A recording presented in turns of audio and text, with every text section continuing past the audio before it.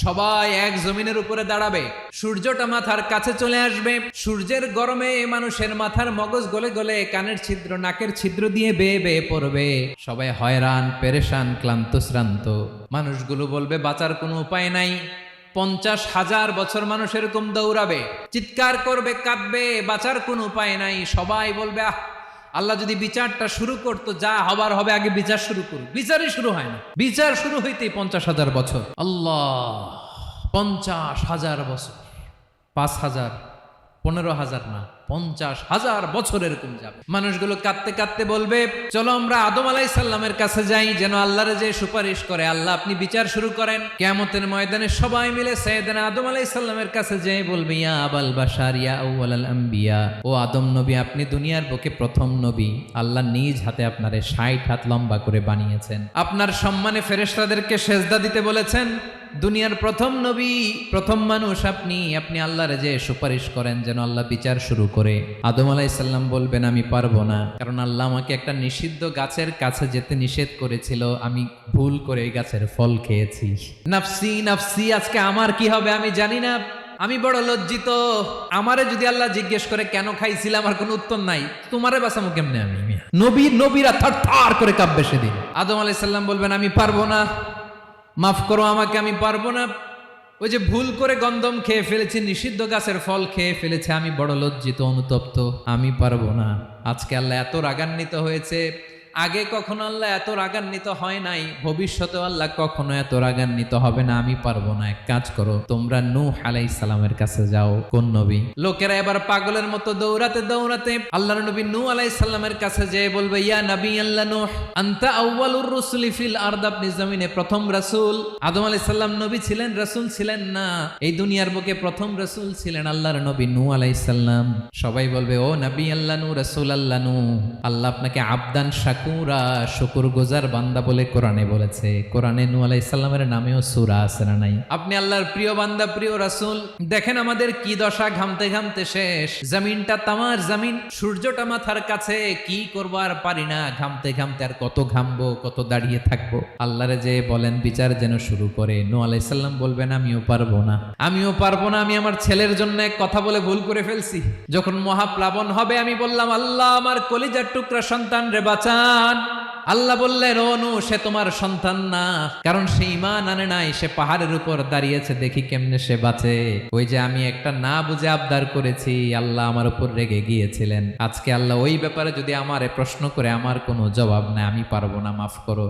তোমরা সবাই মিলে আল্লাহর খালিল ইব্রাহিম আলাইহিস সালামের কাছে যাও। লোকগুলো পাগলের মতো খুঁজতে আরম্ভ করবে, অযুত লক্ষ নিযুত কোটি মানুষের ভিড়ে আল্লাহর খালিল ইব্রাহিমকে যেয়ে বলবে ইয়া খালিলুল্লাহ, ও আল্লাহর খালিল, আল্লাহ আপনাকে বড্ড ভালোবেসেছেন, আপনি কাবা বানিয়েছেন, আল্লাহ আপনাকে বড্ড পছন্দ করেন। দেখেন আমাদের কি অবস্থা, আপনি যে আল্লাহর কাছে সুপারিশ করেন যেন আল্লাহ আজকে বিচার শুরু করে। আল্লাহর নবী ইব্রাহিম বলবেন আমিও পারবো না, আমি আমার জীবদ্দশায় 3টা মিথ্যা বলেছি। কয়টা? আসলে মিথ্যা না, একটু টুইস্ট করে কৌশল করে কথা বলেছিলেন, ওইটাকে হাদিসে মিথ্যা বলা হয়েছে। আমি জীবনে 3টা মিথ্যা বলেছি, জীবন বাঁচানোর তাগিদে কৌশল করে 3টা কথা বলেছি। আজকের এই কঠিন ময়দানে আল্লাহ যদি ওই 3টা কথার ব্যাপারে জিজ্ঞেস করে, লজ্জায় আমি মাথা দেখাতে পারবো না, আমিও পারবো না, আমিও পারবো না। আজকে আল্লাহ এত রেগে আছে, আগে কখনো এত রাগে নাই, পরেও রাখবে না। তোমরা সবাই মিলে বনি ইসরাইলের নবী মুসা আলাইহিস সালামের কাছে যাও। সবাই এবার যাবে মুসা আলাইহিস সালামের কাছে, যেয়ে বলবে ইয়া নবী আল্লাহ মুসা, আপনি ছিলেন কালিমুল্লাহ, আল্লাহর সাথে সরাসরি কথা বলতেন। রব্বুল আলামিন আপনাকে তাওরাত কিতাব দিয়েছেন, আপনি যে একটু সুপারিশ করেন। আল্লাহর নবী মুসা বলবেন মাফ করো, আমিও পারবো না, আমি দুনিয়ার বুকে ভুল করে একটা মানুষকে মেরে ফেলেছি। আমি মারছিলাম আদব শিক্ষা দেওয়ার জন্য এক থাপ্পড়, এই থাপ্পড়ে যে ওই লোক মরেই যাবে আমি জানতাম না। আজকে আল্লাহ যদি জিজ্ঞেস করে কেন মারলা, জবাব আছে। ওই লজ্জায় আমি অনুতপ্ত, আমি পারবো না, আমার এই কথা বলো না। আজকে আল্লাহ বড্ড রেগে আছে, আমি পারবো না। তোমরা আল্লাহর নবী ঈসা আলাইহিস সালামের কাছে যাও। কিয়ামতের ময়দানে মানুষগুলো পাগল পাড়া হয়ে আল্লাহর নবী ঈসা আলাইহিস সালামের কাছে যাবে, যে বলবে নবী ঈসা আপনি রূহুল্লাহ, বাবা ছাড়া আল্লাহ আপনাকে বানিয়েছেন, ইনজিল কিতাব দিয়েছেন, মৃত মানুষকে আপনি জীবিত করতে পারতেন। আজকের এই কঠিন বিপদের দিনে আপনি আমাদের সাহায্য করেন। আল্লাহর কাছে যে বলেন যেন বিচার শুরু করে। ঈসা আলাইহিস সালাম বলবেন আমিও পারবো না, ইন্নী উবিদতু মিন দুনিল্লাহ, আমার উম্মত খ্রিস্টানেরা আল্লাহরে বাদ দিয়ে আমি ঈসার ইবাদত করেছে। আমার মা ম্যারি আর আমাকে ডাকতো জেসাস ক্রাইস্ট, আমার আবাদত করেছে।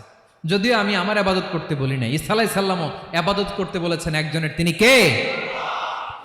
আল্লাহর নবী ঈসা আলাইহিস সালাম বলবেন আমিও পারবো না, আজকে আল্লাহ অনেক রেগে আছে, আমি পারবো না, তবে একটা পরামর্শ দিতে পারি, একটা সাজেশন দিতে পারি। আজকের দিনে এই কঠিন মুসিবতের কালে, এই কঠিন সময়ে কেউ আল্লাহর দরবারে দাঁড়িয়ে একটা টু শব্দ করার ক্ষমতা কারো নাই, একমাত্র আখিরি জামানার পয়গাম্বর বিশ্বনবী মুহাম্মদুর রাসূলুল্লাহ ছাড়া।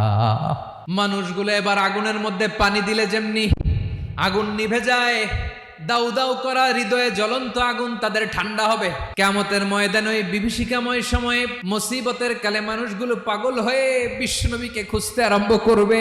সবাই মিলে বিশ্বনবীর কাছে যেয়ে বলবে ইয়া রাহমাতাল লিল আলামিন, ইয়া খাতামান নবীন, রাহমাতাল লিল আলামিন। দেখেন আমাদের কি অবস্থা, কি কঠিন বিপদে আমরা আছি, দাঁড়াতে পারি না, সূর্যের আলোতে ঘেমে হয়রান। আজকে কেউ সুপারিশ করতে পারবে না। সব নবীরা অপারগতা স্বীকার করেছে, তারা বলেছে আপনি ছাড়া কেউ নাকি আল্লাহর সামনে দাঁড়াতে পারবেন না, আপনি একটু সুপারিশ করেন। বিশ্বনবী বলবেন আসো আসো, আজকের দিনে আমি ছাড়া আল্লাহর সামনে কেউ দাঁড়াতে পারবে না। বিশ্বনবী মাকামে মাহমুদে যে আল্লাহু আকবার বলে সিজদায় লুটিয়ে পড়বেন, আল্লাহ রাব্বুল আলামিন বিশ্বনবীকে এমন কিছু চমৎকার শব্দ শিখাবেন, ওই শব্দগুলো দিয়ে আল্লাহর প্রশংসা করে বিশ্বনবী কাঁদতে আরম্ভ করবেন। বিশ্বনবী এমন ভাবে অজর দ্বারায় সিজদায় লুটিয়ে পড়ে কাঁদবেন, রব্বুল আলামিনের রহমতের দরিয়ায় জোশ লেগে যাবে।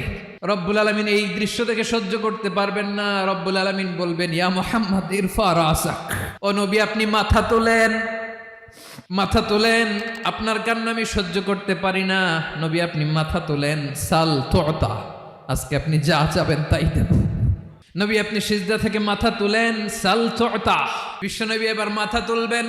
যে বিভীষিকাময় সময়ে প্রত্যেক নবী বলেছেন আমি পারবো না, প্রত্যেক নবী বলেছেন নফসি নফসি, আমার কি হবে আমি জানি না, আল্লাহ আমারে বাঁচাও।